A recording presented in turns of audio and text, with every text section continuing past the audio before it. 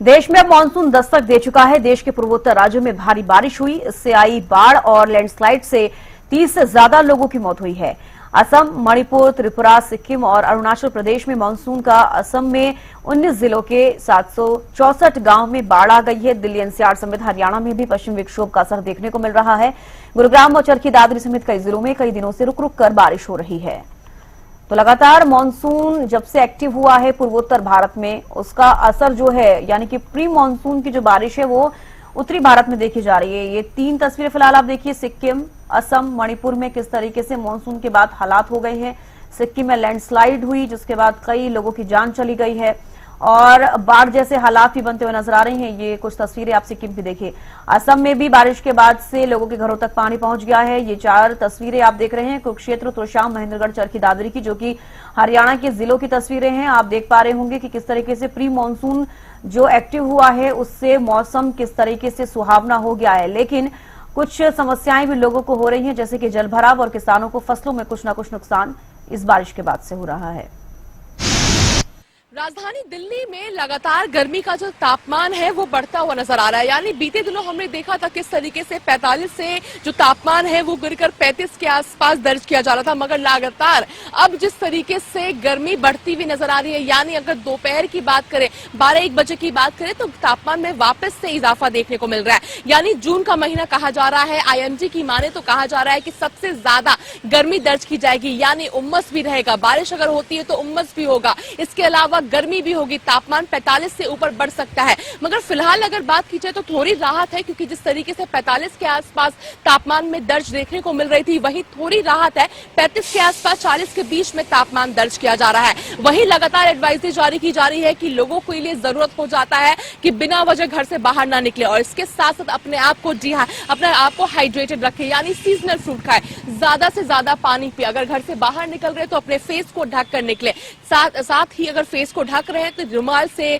जिस भी कपड़े से ढका जा रहा है उनको गीला करके, ठंडे से गीला कर करे। तो तमाम चीजें कही जा रही है। इसके साथ साथ अगर बिना वजह घर से बाहर नहीं निकले, ये भी कहा जा रहा है। और वही शाम होते होते जिस तरीके से आंधी तूफान हो जाती है, बारिश हो जाती है, तो गिरावट जरूर तापमान में दर्ज की जा रही है। राहत लोगों को अवश्य हो रही है, मगर एक उसके तापमान में गिरावट के साथ साथ कहीं ना कहीं उम्मस भी दर्ज किया जा रहा है। वही राहत जरूर है, तापमान में बढ़ोतरी जरूर देखने को मिल रही है, मगर थोड़ी राहत है, क्योंकि जिस तरीके से उम्मीद की जा रही थी कि जून के महीने में जितनी ज्यादा गर्मी होगी उतना दर्ज अभी नहीं किया जा रहा है, मगर अनुमान लगाया जा रहा है कि जून के महीने में बहुत ज्यादा गर्मी होगी। वहीं मानसून की अगर बात की जाए तो हालांकि जून एंड या जुलाई में मानसून आता है, मगर इस बार कहा जा रहा है कि मानसून समय से पहले आ सकता है। जिस तरीके से साउथ इंडिया की अगर हम बात करते हैं, केरला की अगर बात करते हैं, तो वहां पर अभी से ही मानसून ने दस्तक दे दिया है। तो उम्मीद की जा रही है कि दक्षिण पश्चिम में अब मानसून समय से पहले आ जाएगा। अब देखिए, समय से अगर पहले मानसून आता है तो इसके 2 अर्थ हो सकते हैं। एक तो लोगों को राहत जरूर मिलेगी, गर्मी से राहत मिलती है। जैसे ही बारिश का मौसम आता है, शाम होते होते जब हवाएं चलने लगती है तो हमें राहत जरूर होती है, मगर इसका दूसरा अर्थ ये होता है कि काफी ज्यादा परेशानी का सबब बन सकता है। यानी अगर महानगरियों की बात करते हैं, यानी मुंबई की बात की जाए, दिल्ली की बात कर ली जाए, पटना की बात कर ली जाए, गुरुग्राम जैसी जगहों की बात कर ले, वहां पर जल भराव की परिस्थिति हो जाती है। इसके अलावा खेती की अगर बात की जाए तो किसानों को काफी ज्यादा इससे नुकसान हो सकता है। यानी अगर जितना पर्याप्त पानी चाहिए उससे ज्यादा अगर बरसता है तो किसानों को इसका नुकसान झेलना पड़ सकता है। यानी करीब 60% के आसपास किसान मानसून पर डिपेंडेंट है।